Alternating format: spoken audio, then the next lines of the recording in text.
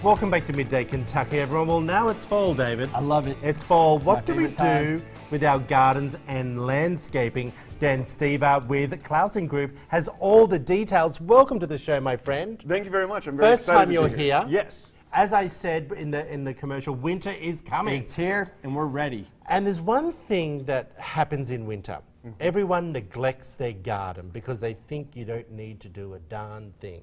That's exactly right. Being a lazy gardener is a good thing. Oh, I like it. Okay. Yes. I know, I So knew that's you a were good going to thing. say that. It is. So what's really important with a winter landscape is that we build our gardens to attract butterflies, beneficial Yeah. insects, right?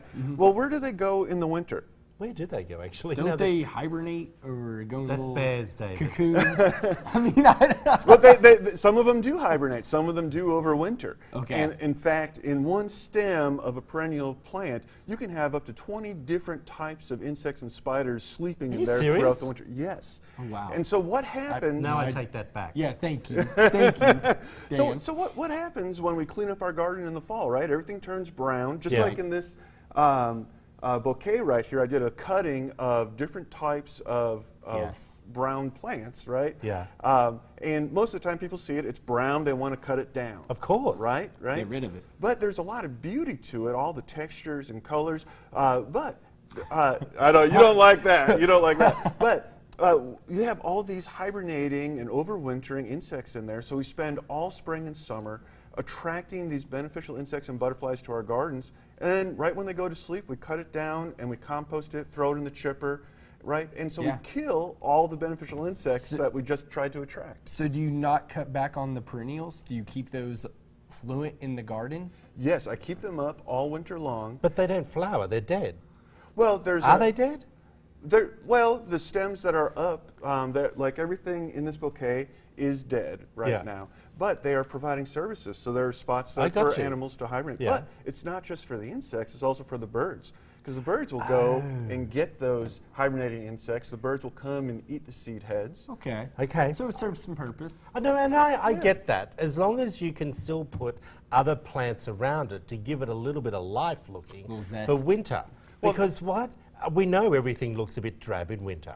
We Yeah. still like to give it a bit of colour. That's a poverty of design right there. I So. like that. Interesting. Yeah, I like that. Poverty of design. So if you have a good design, you will have winter interest. You will have something happening all year long. I have, in my personal garden, have 12 months of flowers in Interesting. Kentucky. All right, we just give everyone a couple of tips to begin with. We're coming into spring, fall. Yes. Now we need to start thinking about winterizing the garden. Give us 2 tips to begin with.